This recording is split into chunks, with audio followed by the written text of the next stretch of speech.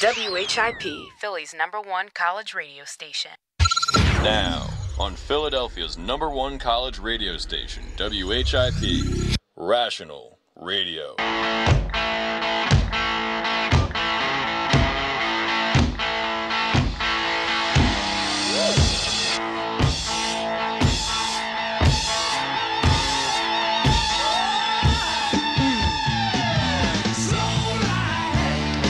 Welcome to Rational Radio on Philly's #1 college radio station, WHIP. I'm Nate alongside Noah and Ryan today, and we're talking the hottest news in today's stories. We're going to start off today with the Democratic debate going on tonight. Yeah, so the Democratic debate is taking place tonight in Las Vegas, and so it's the first one for them, and they've been talking about how they actually want more debates because of all the Republicans have already now had 2 debates, and now this is just the first one for the Democrats. But we're talking about, what do we think? I mean, do we think it's going to be kind of the slugfest that we've seen in the Republican debates? I mean, certainly they don't have as many people. I mean, personally, they don't have as many people, and they don't have as many crazy people.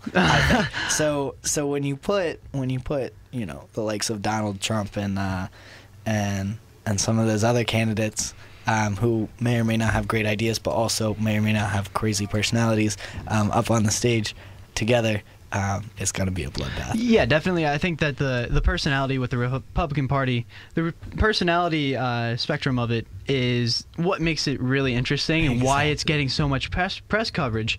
Not to mention they also have so many candidates that are what they consider highly qualified to run for the position. You're just not hearing as much about the Democratic side as you are the Republican side. And I think that is also coming from the forerunner Hillary Clinton being looked at as the top dog, and maybe Bernie Sanders coming up behind her. But yeah, it's definitely going to be a good debate, I think. But it's going to be lower in the scales than the Republican debate. Yeah.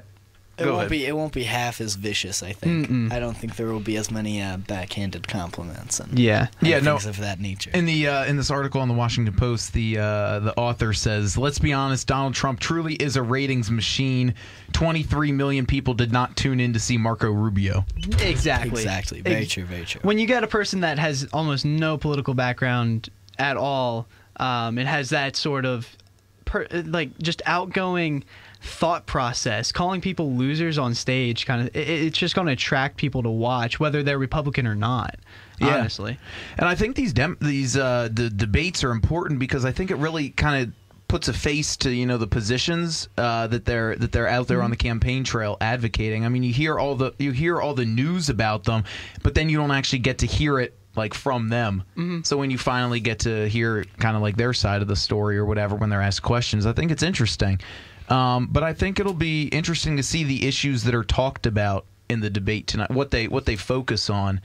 I don't know, because I mean, it's Democrats definitely feel a different way from the Republicans as to how this country should be going, and depending on how the moderators from CNN press them on those issues, I don't know. I mean, I think a lot of people will be watching to hear Bernie Sanders' message, because I think here, especially at Temple, that his message has been resonating with students a lot. Yeah, I've been seeing it all over the place. I was stopped on one of the corners by Morgan the other day, and some guy was like, "Hey, you want to hear about Barry Sanders?" And he was all happy-go-lucky about it, saying here's what he's doing, and he's handing out flyers and stuff like that. He's coming around, and I haven't seen anything for a Clinton or even any Republican candidates. He's trying to get with the younger voters. And I think part of that is his whole stand on free upper level education. I think it'd be great not to have to pay for 40 years for college. Yeah. So I think that's where that's where the main following of college students comes from for Bernie. Yeah, but I mean, let's talk about that issue specifically further. I mean, do we think it is sustainable for us as a country to go the route of his policies that he wants to go? Well, I saw I don't remember where I saw it or how accurate it was, but I saw that it was a breakdown of it said Bernie Sanders admitted that this would cost so much money, like it was a number, I don't remember the number, to the American public, and they broke it down, and it turned out to only be like $33 a year per American taxpayer. So I think for $33 a year per taxpayer, that's not bad. I wouldn't mind that. I would definitely pay $33 a year for school any day of the week. So, yeah, I mean that's just exactly it for most people. I mean, they look at it and they say, you know, why not? How would we do? I mean, look at countries in Europe where they basically go to college for free. Exactly, and at this point, college is a necessity. College is not just like back when our parents were in college, and even more so when our grandparents were in college. You got by just fine without a degree. Like, that wasn't a difficulty. And now, if you don't have a college degree, you're going to have a rough time finding a job. I'm not saying it's impossible, but we're moving more and more towards it being impossible to get somewhere without a degree. So I think it is important for the government to help us pay for that. Yeah, coming out with a bachelor's degree now is almost becoming the equivalent of 50 years ago having a high school degree. Exactly. A lot of higher level employers are looking for the masters or like double majors or even PhDs. Now PhDs is still getting up there. That's still high ranking and everything. But yeah, it's the rarity of having a bachelor's degree is just dwindling. Yeah. And I mean, do we think that that Hillary Clinton will be the nominee? I mean, nothing's certain. No, nothing is certain, especially with when are the primaries? So Iowa, the first in the nation caucus is in February. So and we still got a then little the first while. primary is in New Hampshire. Okay, so we still got a little while, and we still don't know if Biden is going to run Right, that's or the not. other thing that I was going to get to is then do we think Joe Biden is going to run? Because I think he could give them the front runners, Bernie Sanders and Hillary Clinton, possibly run for their money. I mean, he's been in government so long, and I mean, so is Hillary Clinton and Bernie Sanders. But I mean, I don't know. I mean, he's been in the Senate now, and he's been vice president for what'll be 8 years, and he's kind of been up at the top of kind of politics during some like big events that have happened.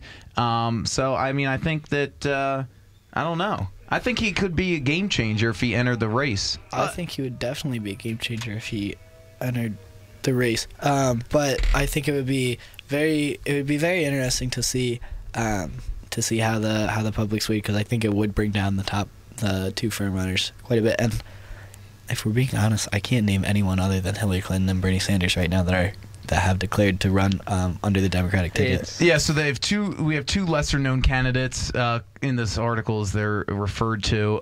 Former Senator Jim Webb of Virginia and former Governor and Senator Lincoln Chafee of Rhode Island. And then also Martin O'Malley, the former governor of Maryland and former mayor of Baltimore. And I just think that there's been so much kind of hype around Hillary that like they've been like, just talking about her for so long and just kind of assuming that she will be the presumptive nominee, that people start to feel like, oh yeah, sure, she'll win. Well, yeah, after last preliminaries when she ran, when she was so close to getting the nomination, and then even in this past year she's made not a great name, but she's been big in the news because of all the email scandals that went on. So she's stayed up there, and she's kept a name for herself, and she really has not disappeared in the last 8 years since running for president. Yeah. And I think that'll be something interesting to take note of if they how hard they press her on the email controversy that has surrounded her. I think they will press her very hard. And then how she responds to that. That's probably going to be one of the topics tonight. They're probably going to ask her something personal about that. Yeah, and then how she, I mean, I don't know, because, I mean, looking at that, I mean, it's, like, this is a big, like, they keep finding more and more classified stuff that was on her server. Right. And, I mean, like, I don't know. I mean, they're saying that she tried to delete stuff, but then it wasn't really deleted, and like, what is she trying to hide? And so I think that email thing, while it's like died down a little bit, it kind of like spiked up, and then it was like a real big deal, and then it kind of like subsided a little bit. I don't know. I don't know if I'd paint her as like the most trustworthy person, but I don't know what politician you could really honestly say is Well, 100% trustworthy. I really like. I'm pretty sure I said this about the very first Republican debate. I think it was one of our very first Rational Radios this year. But I said that I really like that. I really like the whole system of the debates because so often we see these candidates up reading a speech that they may or may not have written to the public. So you don't really get to see what they have to say. And the debate really puts them on the spot to show exactly who they are, put out their true colors, raise their flag, and I think it'll be very interesting to see how they all respond. Yeah, I mean, it will definitely be interesting. I think that it'll be also interesting to just take note of the energy that's in there, whether it's more of a they're going after each other, or if it's more just kind of a debate about policy issues. Because I mean, for a lot of people, I mean, the energy is like nice to see, like, because you're like, oh yeah, look at that person, like, yeah, he or she, they're a fighter. But then also, I mean, then that just kind of gets lost in like what their actual beliefs are on certain issues, and then you still don't know. So I mean, I as much as it's entertaining to watch the slugfest that goes on out there, I think that there also just needs to be a serious discussion on policy issues and what direction the country wants to go in. Yeah, we need to come out of this with a direct understanding of where the candidates are standing, and not if they can fight each other. Yeah, which is almost some of what I got from the first Republican debate. It was a lot of hostile, backhanded compliments and going against each other, and even the mediators putting them against each other. Right. Which I did not enjoy. Yeah, and I think it'll be interesting to see. I mean, I'm pretty positive that they will definitely bring up Donald Trump in reference to the Democrats talking about whatever policy issues or statements that he's made, and it'll be interesting to see how they respond to that, whether they just outright attack him, because at this point the people who are attacking him because of his hair or his, I don't know, for saying, oh, Donald Trump's running this like a reality TV show. I mean, when he keeps saying that over and over again, I mean, it just gets old, and I don't know how good of an attack that is. Like, and I think another issue they might bring up is on the Republican side, what the top three frontrunners are all non-political backgrounds. Yes, although there was a new poll that came out, so I will check that. But yeah, no, I know. But Donald Trump coming from the business background, Ben Carson coming from, he was a neurosurgeon, and then Carly Fiorina, where'd she come from? So Carly Fiorina she was the former CEO of Hewlett Packard. There you go. So another business background. Another business background. Yeah. And so I don't know, but that's interesting because she didn't really have the most success there at HP. Oh yeah, and she claims that her leadership style didn't match with what they wanted. But it was kind of a mess when she was let go. But the new CBS poll that was put out for the time period between October 4th and October 8th, Donald Trump leading with 27%, Ben Carson with 21%, and then Ted Cruz now has moved into third place with 9%. So we see, 48% of the support is now with Donald Trump and Ben Carson, which is very impressive. Yeah, very so impressive. Almost half of the support in this poll. And so now it says it's just documenting different time periods. And so there's a survey taken on August 20th where Donald Trump had 24%. Now he has 27%. But on August 20th, Ben Carson had only 6%, and now he has 21%. Which is a huge incline. Yeah.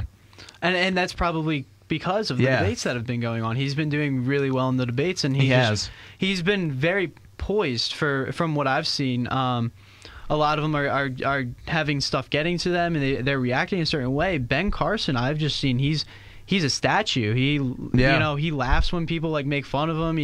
He's just a laid back guy. Well, I mean, he's like a really educated person. Oh, absolutely. Like, just insane. And he's like an American success story. I mean, he was raised in Detroit by a single mother, and he rose up to the top as chair of the pediatric neurosurgeon the department at Johns Hopkins. And I mean, so you're not. He was the only neurosurgeon that was able to successfully take a hemisphere out of your skull.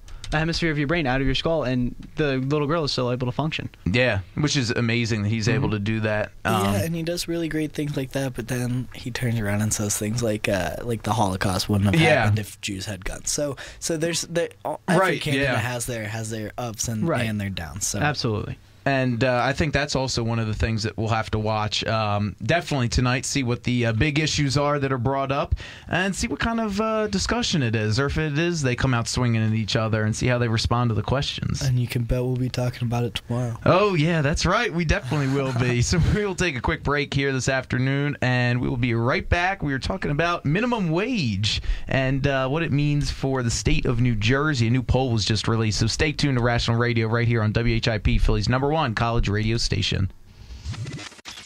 From the WHIP news team, I'm Dalton Balthaser, and it's time for your news right now. The U.S. government has given 50 tons of ammunition to Syrian rebel groups. Military cargo planes used an airdrop of 112 pallets as the first step in President Obama's urgent effort to find different ways to support those groups. C-17s, accompanied by a fighter escort aircraft, dropped small arms ammunition in northern Syria to the Syrian Arab Coalition. Dell and EMC agreed to merge in the largest tech deal ever. Dell announced Monday that it has agreed to buy corporate software, storage, and security giant EMC for $67 billion. This deal will complete Dell's transition from a consumer PC business to an IT solutions provider. EMC is among the largest providers of storage hardware in the world. Fantasy football fans continue to crowd DraftKings and FanDuel despite controversy. The two sites are under fire after an employee of DraftKings won $350,000 using rival site FanDuel, which led to both sites banning employees from doing such in the future. These actions concern the ideas of insider trading, giving them a distinct advantage over other players. For breaking news, follow us on Twitter at WHIP Radio and check out WHIPRadioTU.com. We'll see you in an hour with your news update. Green light. Hey girl, school zone. I'm getting hungry. Car changing lanes. You want to meet me for pizza? Stop sign. Intersection clear. Yeah, street. Pizza sounds good. Ballin' Street? Girlin' Street! It's hard to concentrate on two things at once, like texting and driving. Stop the text, stop the wrecks. How will you stop texting and driving? Tell us at stoptextstopwrecks.org. Brought to you by the National Highway Traffic Safety Administration and the Ad Council. Go Caleb! Come on, hit a homer, Jesse! Let's go, guys! Hey, did you guys know that kids who play sports earn more money when they grow up? Of course. I knew that. Hey, did you guys know that kids who read books have a bigger vocabulary? Oh, yeah, absolutely. Mm-hmm. Wow, jinx. Did you guys know that friendly children have more friends? Mm-hmm. Oh, yeah, yeah. That's true. I knew that. Did you guys know that winter babies are better at music? Everyone knows that. Oh, yeah? Yeah, it's pretty obvious. Yeah, so obvious. Oh, hey, guys, did you know that most people think they're using the right car seat for their kid, but they're not? Huh, I didn't know that. I'm pretty sure I knew that. I'm pretty sure you didn't. Parents who really know it all know for sure that their child is in the right car seat at the right age and size. Visit safercar.gov/the-right-seat to make sure your child is protected. Brought to you by the National Highway Traffic Safety Administration and the Ad Council. All in together now. We can make it better now. Come on, can we do it? Yeah, you know that we can. We rope it up. Cause we know how to jump. We roll it out. Cause we know how to skate. We'll cut it down. Cause we know what to eat. We'll swap it out. We eat healthy stuff. Can we do it? Yeah, you know that we can. Can we do it? Yeah, you know that we can. Yeah, well come on. Today's a good day to grab your kids and hang out with them for an hour. Dance, walk, play a sport, or cook a healthy meal. Because just moving a little and eating better every day can help make you and your child healthier. Can we do it? Yeah, you know that we can. We'll ball it up. Cause we know how to hoop. We'll mess around. Cause we know how to play. We'll drop it down. Cause we know how to dance. We'll veg it up. Veg night and day. Can we do it? Search We Can online to find doable tips and activities that you can use every day to keep you and your kids healthy. Remember, that's We Can. A message from the Ad Council, HHS, and NIH's We Can program.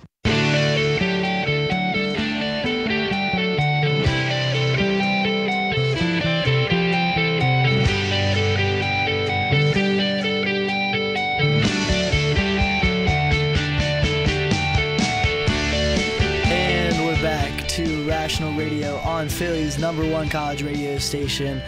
Welcome, iHeartRadio listeners. You're here with Nate, Ryan, and myself, Noah, talking about all the greatest local news here on WHIP. Yeah, so we are moving in now to a study that was published on NewJersey.com. The study was published, and then there was an article subsequently written about it on NewJersey.com. And it basically says that a New Jersey resident who receives minimum wage would have to work more than 94 hours a week to survive on their own. Okay. Lay it down for me. What is the minimum wage in New Jersey? All right, so minimum wage in New Jersey is $8.38 an hour. All right, and I want to go to you guys. Did you guys have jobs back home? I did. Yes. If you don't mind me asking, how much were you guys making? I don't know if I can put that out on the radio. Okay. No, I was just kidding. I mean, I made $10.50 an hour. $10.50. Yeah, I was making. I had two jobs. I was making $10 an hour at one and $8.50 an hour on the other. Okay, I was making about $8.50 an hour back home also. So we feel almost as if we're not getting enough money. I felt like I agree. I was running out of money at some points, and I was really careful and afraid that I would eventually run out. Going on $8.35 and having to support yourself completely and possibly a family. That scares me. That's terrifying. That actually really scares me. Yeah, so, I mean, 94 hours a week, that means that for 7 days a week, you're working almost 13 and a half hours each day. Wow. So that's like 8 a.m. to 9 p.m., 9:30 p.m. Right, that's no like breaks, that, right. That's that's bang, like you're bang, going bang. straight through. I want to lay it out for you completely. I did the math, and it's about $776 a week, not including taxes. Wow. Not including that before taxes. And no job is going to give you that 96 hours. So you're working 8 to 9, but you have to. It's more than that because you have to incorporate traveling hours between jobs and obviously like maybe getting your kids to school in the morning, things like that. That's a stupid amount of time to be working. That's unreal. Yeah, so it says that there are only a few other states where where people who are earning minimum wage would have to spend more time at work to reach, what is deemed as a living wage threshold. And this article talks about that in Hawaii, a single adult would have to work a whopping 110.7 hours per week, with a minimum wage of $7.75 an hour, where the living wage in Hawaii is considered $21.44. Wow. 110 hours a week. That's mind blowing. Yeah. I don't think I don't think I even sleep for 112 hours a week. Like I'm not even close to that. That's terrifying. I'm not even close to 112 hours of sleep a week. Yeah, that's crazy. I mean, you look at states now. I mean, minimum wage is a huge topic. Also, one that might come up in the debate tonight. And you look at cities. So Seattle in Washington has a $15 minimum wage. Do we think this is good or bad? I mean, it's high, but also the cost of living in Seattle is pretty high. I don't know exactly what it is compared to here, and I'm sure they're making more money in Seattle. In comparison, in juxtaposition to what we're making here in Philadelphia, but that's a lot.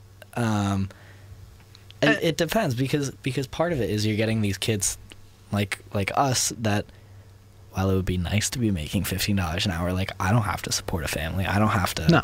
Like I just wanted it so I could eat on the weekends at college. Like, yeah, right. Yeah, absolutely. So, but like if you get someone trying to support a family on $15 an hour, that's probably what they need, if not more. Yeah. So, but see, now here's the other thing. I mean, does this discourage businesses from hiring like kids, because now they have to pay like a kid $15?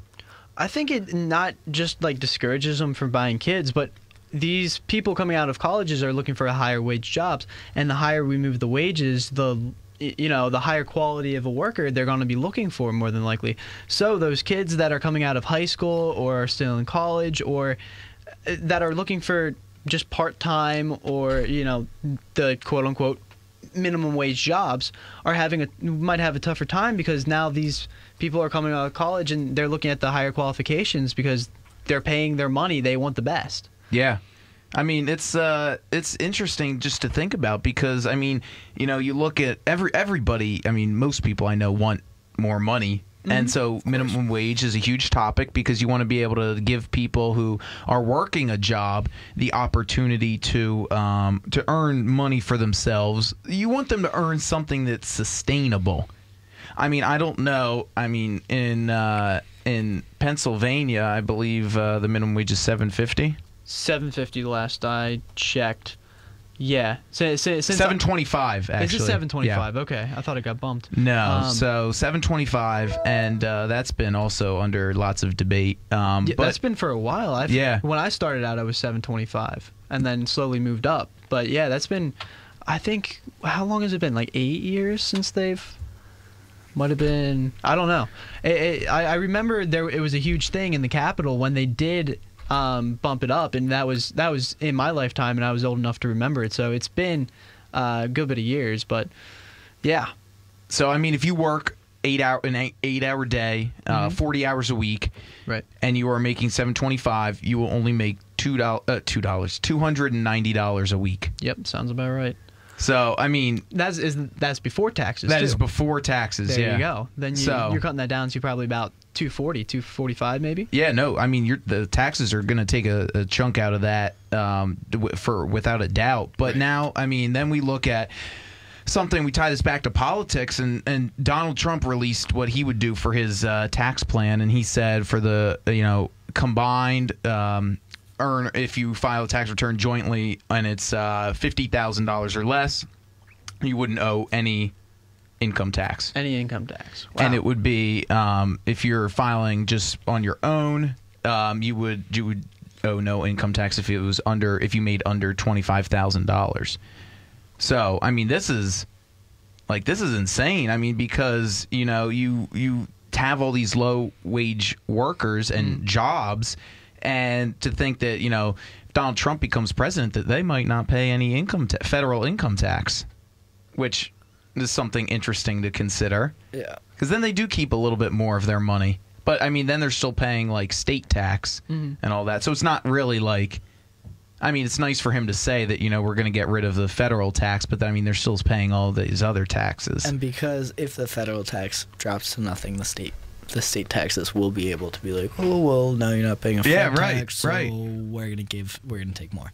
I could definitely see that happening. And then what good does that do like these people? I mean, if you're working like 3 jobs, I mean, why you should have something to show for that. I mean, it's I don't know. I mean, I don't know if $15 is the what we want to shoot for. $15 I think that overdoing it a little bit. Because, I mean, minimum wage jobs, I mean, if you look at it, if you're flipping burgers at McDonald's and you're making minimum wage, I mean, is it because the skill set? I mean, you're paying for the experience and for the knowledge of the job. Right. I mean, if you have a PhD, I mean, I don't think that... Right. I don't think you have to go apply to McDonald's if you have a PhD. And that's the thing, though, because, you think the more degrees you have, the more you should be making. So, I mean, then when that makes sense. If you don't have a area of expertise, which is, has a big market for jobs, right, then you're going to have to outsource to something else. Yeah. So, you're going to have to find somewhere else to go. Right. So if we're talking about, let's say, a person, Johnny on the street, he has no experience working. He has just no skill set. This is his first job. And he goes to apply at a bunch of different stores and restaurants or whatever. And they say, okay, we'll offer you, minimum wage. I mean, does that seem fair? Because, I mean, if he has no skills, no working background, right, doesn't it seem...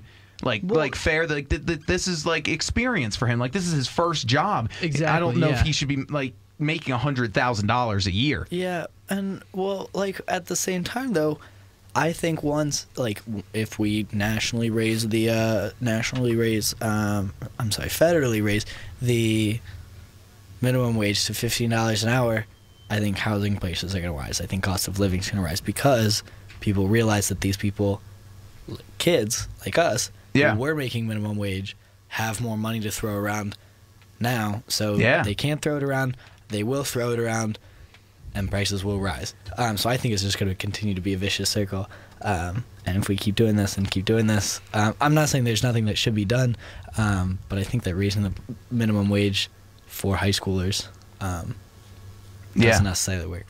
I mean, you look at businesses, it would be smart for them to just look at it and say, hey, these people have more money. Here we go. Right. Let's just, make everything more expensive. Right. But the other thing is, if you're with that perspective, with they're making more money, it's also they have to pay their employees more. Right. So it kind of evens out eventually to the point where it just becomes like an equilibrium. The more you're spending, the more the more they're making, the more they're spending. It just kind of like goes at a standstill. Yeah. I mean, I think that, it's something that's really interesting to talk about because there are lots of people who are out there who advocate for a higher minimum wage. Mm-hmm. But at the same time, I mean, it's not like these people are working for free. I mean, they are receiving some money. And, I mean, minimum wage has been around for a long time. I mean, and it's gradually risen. And, I mean, there's people out there who talk about, leave it to the free market, and the free market will, regulate the cost of the value of labor in an industry depending on the supply and demand of what that is, and let the market set, what that labor is worth, as opposed to having government say this is what it has to be. If a company wants to pay, their intro level employees $15, then let them. I mean, because ultimately it's the person's choice. I mean, they can choose, But the company doesn't want to pay them $50 an hour. They want to pay them nothing. Like if the company had it their way, no one would make any money. They would pocket it all. They would put it into whatever they wanted. So I think leaving it up to the business is a rough idea. Yeah, that comes out of the internship shutdown. Also, the people were finding out, they had people working for free, and it was long-term internships that were considered job experience, but they were keeping these people around for years. Yeah, but I mean, I think if we look at that same issue, though, I mean, if the companies don't want to pay their employees anything, I mean, they're not going to have anyone to work for them. And then how does the company survive? I mean, so then they are saying, okay, well, we'll offer you this. And then it's like private negotiation as opposed to just like government involvement, because they say, okay, I have a job at, company X. They're offering to pay me $50,000. Oh, well, $50,000 for us is a little bit steep. Okay, well, then I'm going here. Now you still need to fill a worker spot. So, I mean, I don't think it's too crazy to look at, but I think that it's something that like a lot of people think just like can't be done. And I mean, there's a federal minimum wage, and then there's also state minimum wage. So federal minimum wage is $10.10, which also just went up recently. And then states have the option to set their own minimum wage. So I mean, there are two out there. So if you federal employee and then work in a state, so I mean, they're I don't know. It's because you don't want to inflate the market by paying these like entry level jobs tons of money. Mm-hmm. But at the same time, you want to give those people an opportunity to make a living wage. I mean, if they can't live off the money that they're making, I mean, like what good is it? Right. That job? Right. I mean, it's money that they have, but if they can't live off of, $7.25 an hour, I mean, yeah, it's like a little bit more money, but I mean, then they're really living paycheck to paycheck, and then that doesn't help anybody. I mean, because then they go and try to buy a house, but they can't get a loan. Exactly. But I mean, they have at least some sort of income. But I mean, if they don't have any income that is like, if they're paying off everything with everything that they're earning, then it's just like a cycle that just kind of like continues. So I think it needs to just be dealt with, and just have someone say, this is our aim with minimum wage. Let's make it so that I think X amount is a sustainable amount for people, and then we'll just go from there. Mm-hmm. So yeah, all right. So good discussion on minimum wage. We're going to take another quick break, and we will be right back. We're talking more about the Philadelphia schools, so be sure to stay tuned for that one on Rational Radio on WHIP, Philly's #1 college radio station. Temple sports fans, this is Tom Hanselin, and this is a WHIP Sports Fact. Did you know that in 1943, both the Philadelphia Eagles and Pittsburgh Steelers temporarily merged as one team due to the shortages in manpower during World War II? The newly named Steagles played 2 games at both Shibe Park and Forbes Field, finishing the season with a record of 5-4-1, the first winning season in Eagles history. But in 1944, both teams separated. The Steelers then joined the Chicago Cardinals and finished with a record of 0-10, while the Eagles earned 7 wins of their own with a little help from future Hall of Famer Steve Van Buren. Stay tuned to hear more WHIP sports facts. I'm so glad we left that stupid party. No joke. Hey, baby, are you an overdue library book? Because you got fine written all over you. Ugh, barf. What about that girl with the hoop earrings? Ridiculous. When she was dancing... Megan, look out! Look out!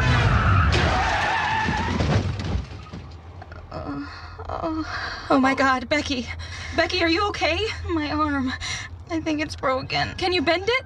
It's already bent in the wrong direction. I can't believe this. I'm so sorry.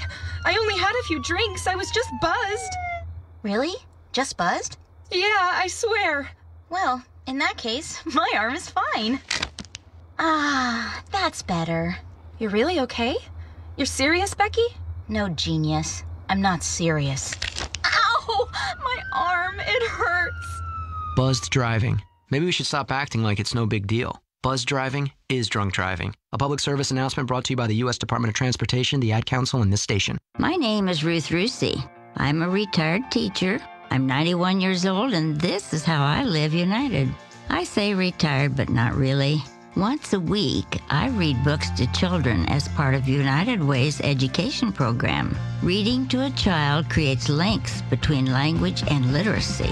It creates a bond between grown-up and child. And believe it or not, it prepares them for a better academic future. Oh, we read about frogs and flies and pigs with wings, all sorts of juicy stuff. It's a joy to watch all those little faces. I figure I have the time and they have the need. And I've always believed that if we're not here to help each other, then what are we here for really? My name is Ruth Rusi. I help kids prepare to succeed in school. So I don't just wear the shirt, I live it. Give, advocate, volunteer, Live United. Go to liveunited.org. Brought to you by United Way and the Ad Council. I started going cold turkey. Well, at least when I'm in the car. I know I shouldn't do it, but it's so hard to stop. That's why I hide it from myself, so I won't be tempted. I used to do it all the time. I stopped by locking it in my glove compartment. My friend used to do it way too much. Now I turn it off when we're in the car. My solution is simple. I just don't do it. There are lots of ways to stop yourself and others from texting and driving. How will you stop? Tell us at stoptextstoprex.org. Brought to you by the National Highway Traffic Safety Administration and the Ad Council.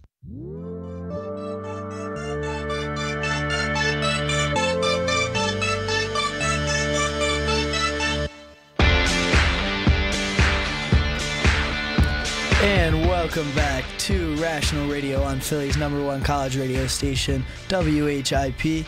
My name is Noah. I'm here with Ryan, and we have a special guest on the line. Ryan, who are we talking to? That's right. So before we go on to our special guest, just want to introduce a little bit about what the subject is that we are going to be talking about. We have mentioned this before here on Rational Radio, and it is the outsourcing that has the Philadelphia School District has decided to go with to fulfill their substitute teacher positions. So now joining us on the phone is Kristen Graham, a reporter for the Philadelphia Inquirer, for their education section. She is a Pulitzer Prize winner, and she covers all that is the Philadelphia School District. Kristen, thanks for joining us here on Rational Radio. Hello, gentlemen. How are you? Good. How are you? Doing well. Not too bad. All right. So first, let's start off. What is going on here with this outsourcing of these substitute teachers? I feel like it's every day that I'm looking at Philly.com and there's another article there about how they're missing deadlines and not living up to what they thought they would be. So back in the spring, the Philadelphia School District said that they were going to outsource substitute services. Basically, 60% of classrooms had subs when the district managed them, but that meant that 40% didn't. They just weren't attracting a lot of subs. So they said they thought they could both save money and get more subs by hiring a private firm to handle the services. And of course, they wouldn't have to pay substitutes benefits. In some cases, substitutes did receive them under the old system. And so this company, Source for Teacher, based in New Jersey, received the contract, $34 million over 2 years to manage substitute service. And so far, they really haven't performed up to par. They were supposed to have 75% of vacancies filled on day one of school. I think they were at 11% for the first couple of weeks, and now they're at about the 25% mark. Wow. So some just the incredible stats that are coming out of this. Looking at the article that you wrote, only 19% of the classrooms missing their teachers on Friday were filled with substitutes. Correct. And I don't know. I mean, why haven't they gotten rid of this program yet? I mean, I feel like that this would be something that once they saw these initial numbers that they would just be like, all right, we're done with this. We're going to look for something else. Well, I mean, I think it's a huge bureaucracy, and you're talking about 500 sub-jobs to fill. And you can't just turn the ship around that quickly. So I think they, are certainly looking at their options. But their point is, look, under our system, we didn't, achieve a much better rate. And so I don't think that Source for Teachers is going to be allowed to continue for much longer if their performance continues along these lines. But it's not as simple as, like, you fire them and then you get 100% of subs the next day. Because obviously this has received a lot of publicity, and people are not, just signing up to sub in Philadelphia. And money is a big factor. So Source for Teachers is paying considerably less than the district was paying, and that, was part of the cost savings.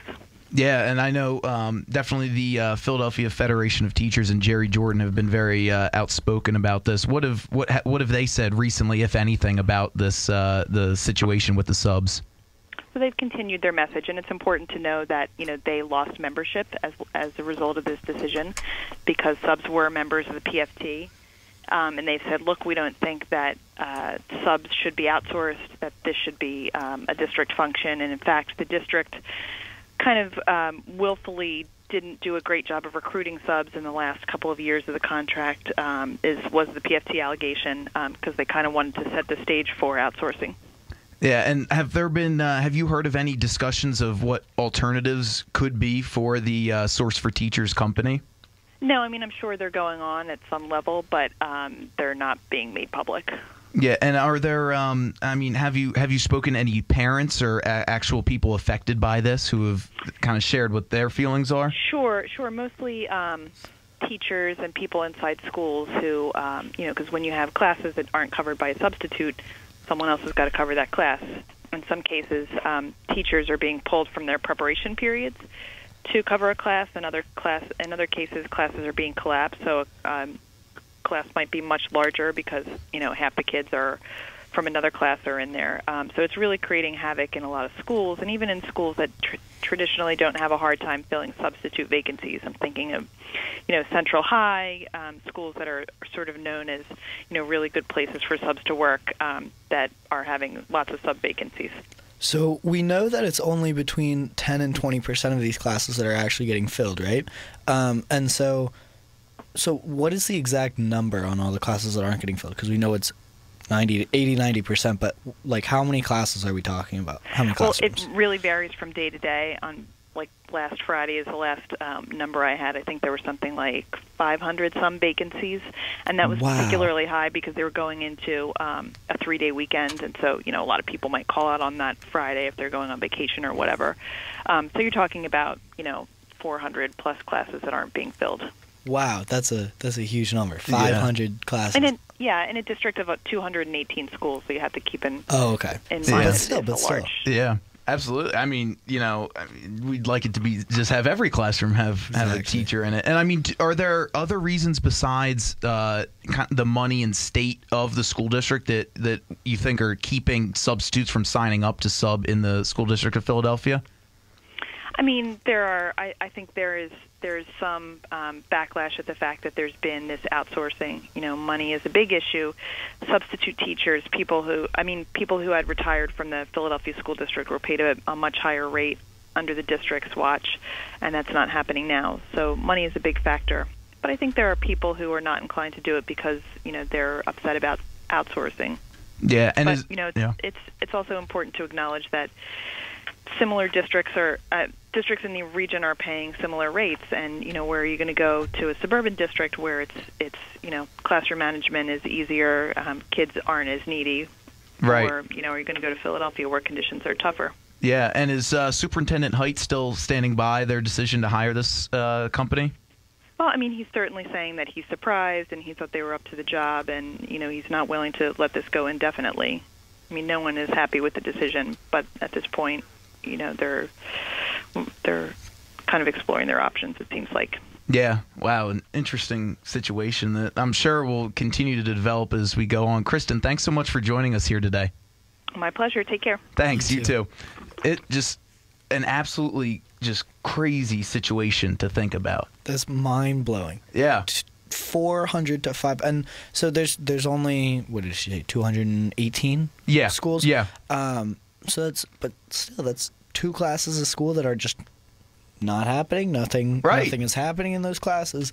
A teacher gets pulled from their planning period, wheels in that giant TV on the cart, and throws on a movie. Like that's what's happening to 500 classrooms a day. Like that's unbelievable. I know that number is so high.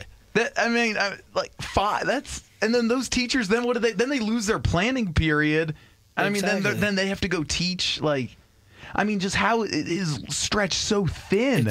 It's just unfathomable that this is happening so often. Like so when we first talked about it, I thought about it and I was like, oh, like I guess it's a big deal, but like not really. Like it's just substitutes not coming in. Like when you don't have your teacher and you don't really do anything anyways. But 500 classrooms a day. 500. That's so many. I know. It's crazy. It's crazy. Yeah, it's insane to think about that. That like they're just empty. And then they're like nothing is happening. No one's learning during these times, which is what we're in school to do.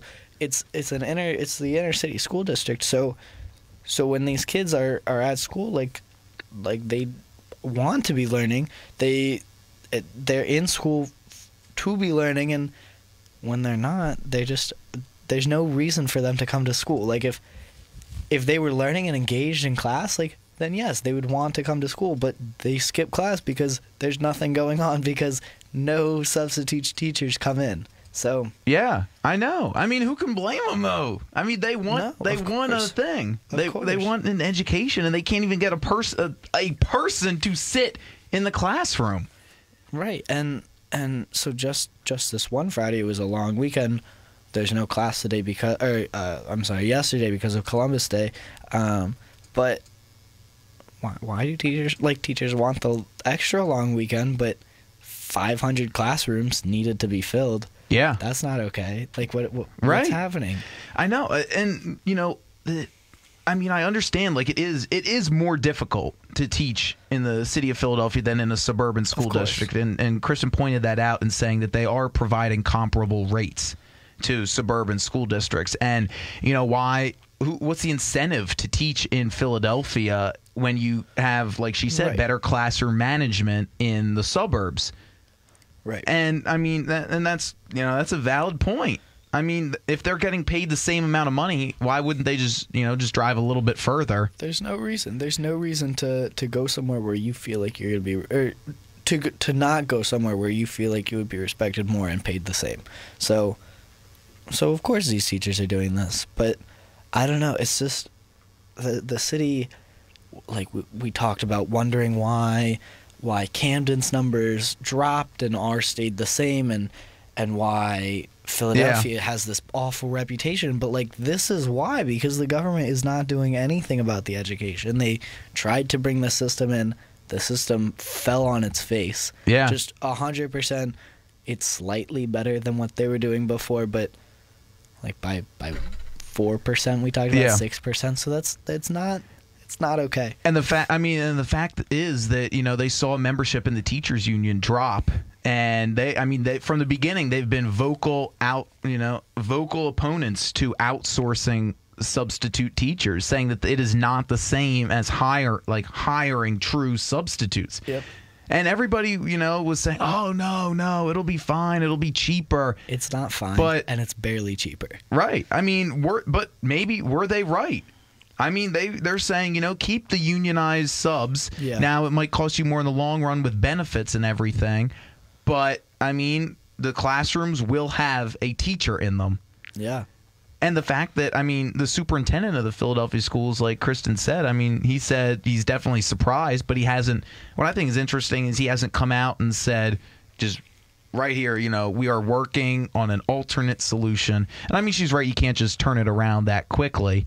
But I mean, he in the article that she wrote on Philly.com, he's reaching out to former teachers, asking them, like pleading with them to come back and act as substitute teachers. Right, and so much of this, like it's not just high school teachers. It's not just like the substitute comes in and sits down and like shows the same movie 8 times a day and then goes home. Like when you need a sub for a second grade class, like they need to actually do things and they need to be engaged in things and of course, like these substitutes want to be compensated appropriately for that. They can't just sit there and read their book or watch a movie or do whatever substitute teachers usually do. But it's just, of course, they want as much money as they're asking for to teach in a much more difficult environment. And it blows my mind that the city's not going to pay them for that. Yeah, I know. And is going to let 500 classrooms a day be unfilled. Yeah, I mean that's this isn't just like, oh, one school had like 20 classrooms that were empty. I mean, this is like district wide. Like she said, Central High School is one of the places where students in Philadelphia recognize as being one of the better high schools in the city, and even there they can't. Like you'd think, even if they were going to prioritize like where they put the subs.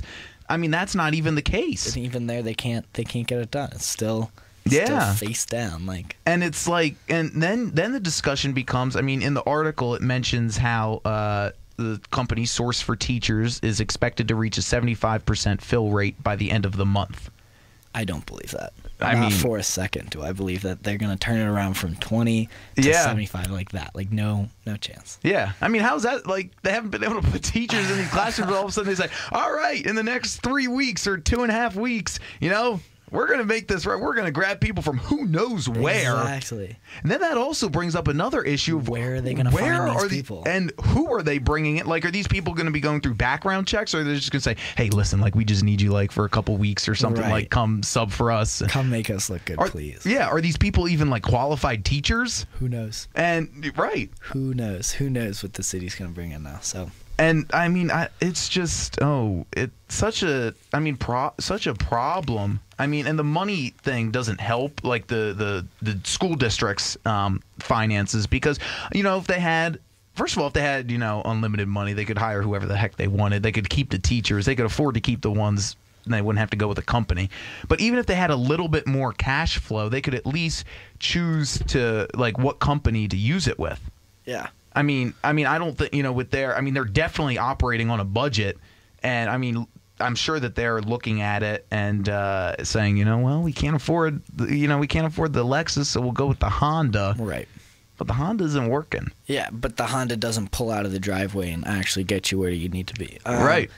It's and there's so much, like the chain of blame just goes up so high because you start by blaming the substitute teachers and then you realize, oh, like they actually aren't getting paid. Blame the school district, and then you realize that the school district doesn't actually have the money, so you blame the local government, and the local government doesn't have the money. So it just goes all the way up to the national government now wanting to spend money on education. So yeah, look at that. What a way to wrap up the show today. Wow. So we had a lot to talk about today. It was a good show. A lot of good discussion. So we'll have to see what happens with the Democratic debate tonight and what happens with this Philadelphia substitute teacher thing in the future, because I'm sure this will not be the last time that we are talking about it, since I think this is the second time in as many weeks that we are bringing up another issue. So hopefully they can get it turned around, and hopefully, for the sake of the kids, that they can meet that 75% fill rate by the. Not talking about this again. No, but it will be interesting to see if they can accomplish that by the end of the month. So, make sure to tune into us tomorrow, 3 to 4, right here on WHIP Radio, Philly's #1 college radio station. Have a great day, everybody.